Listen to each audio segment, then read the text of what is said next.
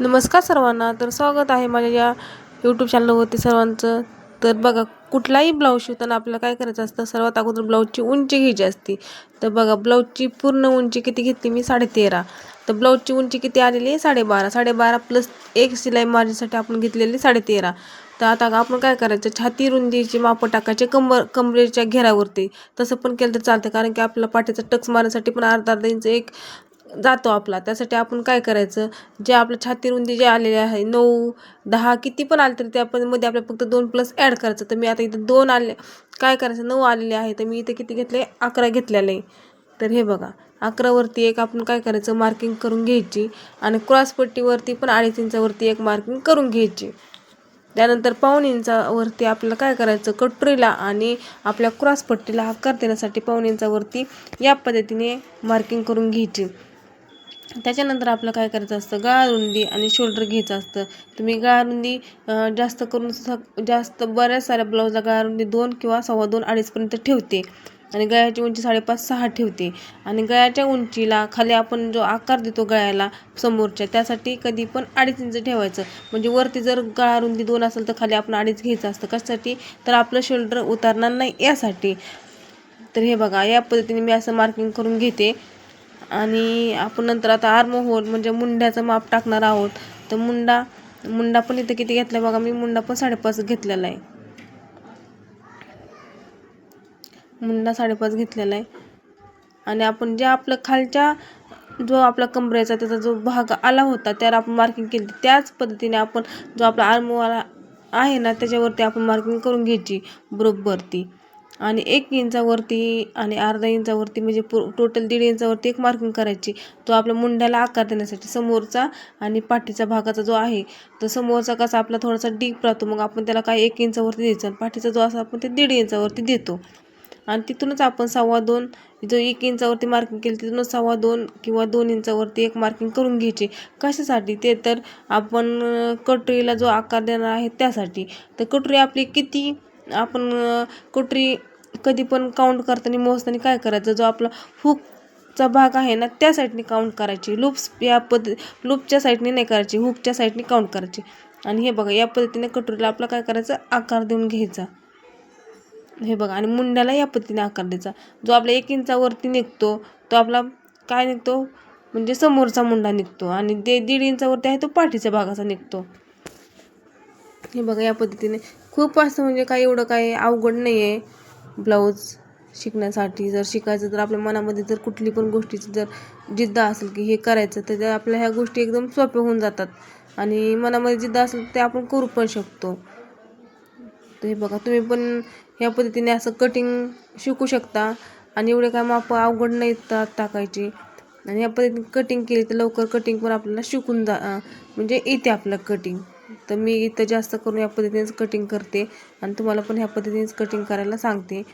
कारण की आपण घरात बसून महिन्याला 10 ते 15,000 रुपये कमवू शकतो, आपले मुलं घर सांभाळून. आपल्याला कुठल्या गोष्टीची जर आवड असेल तर आपण ते पटकन करू शकतो. तर हे बघा, मी आता पेपर कटिंग करून घेते.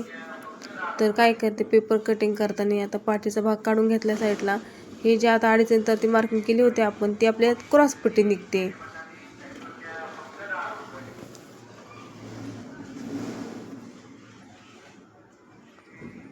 हा समोरचा गळा, आणि समोरचा गळा आपण 5.5 इंचावरती जरी कट केला तर नंतर आपल्याला ते समोरच्या गळ्याला कसं आकार देण्यासाठी आता आपला अर्धा इंच 1.5 इंच भाग जास्त वाढतोच परत. त्यासाठी कधी पण घेताना 5.5 पाऊण इंचाच गळा घ्यायचा समोरचा, कारण की नंतर आकार देताना अर्धा इंच गळा वाढतो.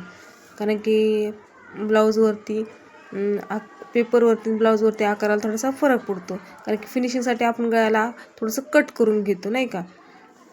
हे बघा, आपली पेपर कटिंग झाली. आता समोरचा पाठीचा भाग, तर आपल्याला आता काय करायचं, ब्लाऊजची बाहीची कटिंग कशी करायची ते बघायचं.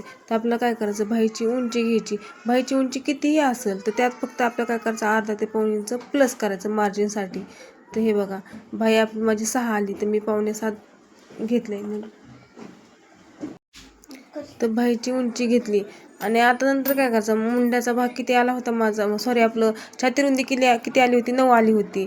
तर 9+1 करायचं. आपण किती कशी कोणतीही पण आपण स्लीव्स टाकणार असो तर त्यात उंची घेताना अर्धा पाऊण इंच जास्त घ्यायचं आणि रुंदी गळ्या रुंदी टाकताना आपण काय करायचं, सॉरी आपली छाती रुंदी टाकायची बाहेरुंदी काढताना.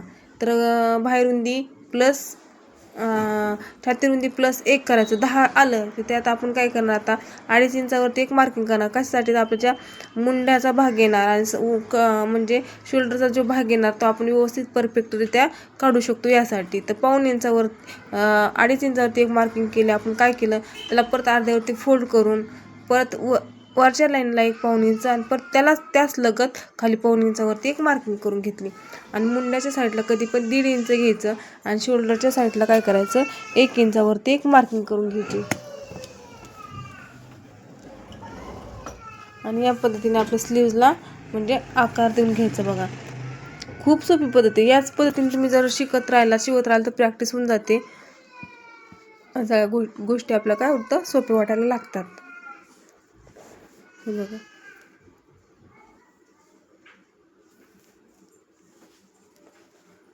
असा आकार देऊन घेतला आणि आता काय करायचं, आपल्या बाही फिटिंग टाकायची. तर बाही फिटिंग 5.5 आहे तर त्यात 2 प्लस ॲड करून 7.5 टाकून घेतलेला आहे.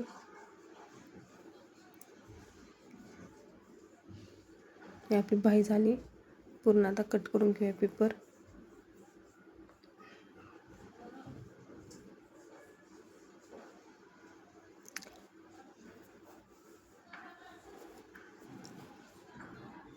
आणि आपण हा पाऊण इंचाचा मार्किंग करून जो एक्स्ट्राचा भाग कट करतो तो भाग येतो आपला समोरचा. हे गोष्टी लक्षात ठेवायच्या, कारण की जो आपला छोटा जो समोरचा डीप भाग येतो तो आपला समोरचा असतो. तर आता आपली फक्त कटोरी वाढवायची राहिलेली. तर कटोरी वाढवताना अगोदर काय करायचं, पेपरवरती जी कटोरी निघलेली आहे ती कटोरी आपण काय करायचं पिसावरती म्हणजे आपलं ब्लाऊज असतं जे आहे त्याच्यावरती मार्किंग करून घ्यायची, किंवा डायरेक्ट पेपरवरती पण करू शकता, किंवा आपलं जे आहे ना मेन फॅब्रिक त्याच्यावरही करू शकता तुम्ही.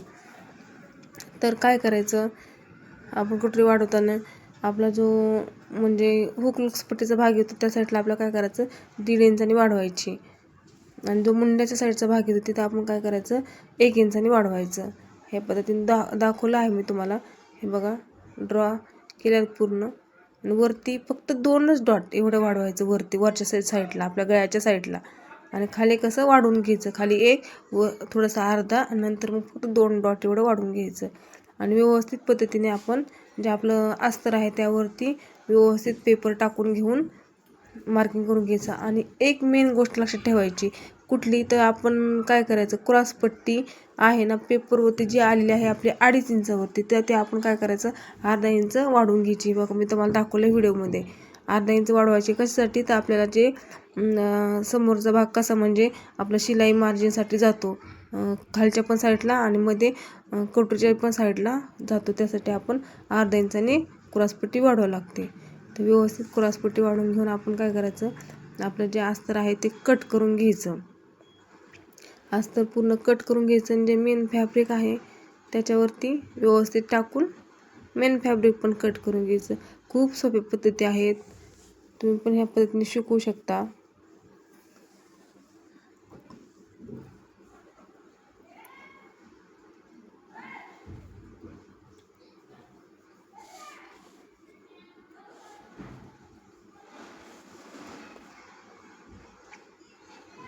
बाही कटिंग झाली. ही क्रॉसपट्टी आपली आठवणीने अर्धा इंच आपल्या अस्तरवरती वाढवून घ्यायची.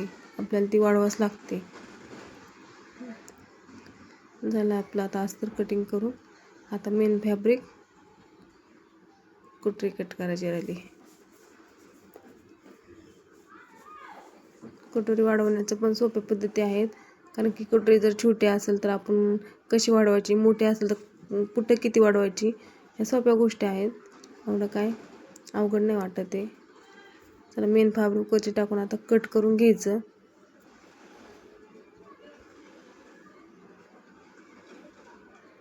कुठलाही पार्ट आपण अगोदर कट करून घ्यायचा, पण जो आपला अस्तरचा भाग आहे त्यापेक्षा कसं एक्स्ट्राचा थोडासा कट करून घ्यायचा, कारण की आपल्याला व्यवस्थित फिनिशिंग देऊन आपण नंतर एक्स्ट्राचा भाग आपण कट करून घेऊ शकतो.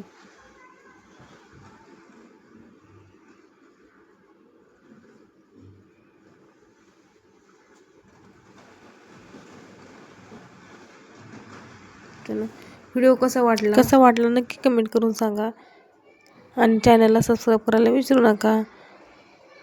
तर आता भेटूया पुढच्या मिनी ब्लॉगमध्ये. थँक्यू.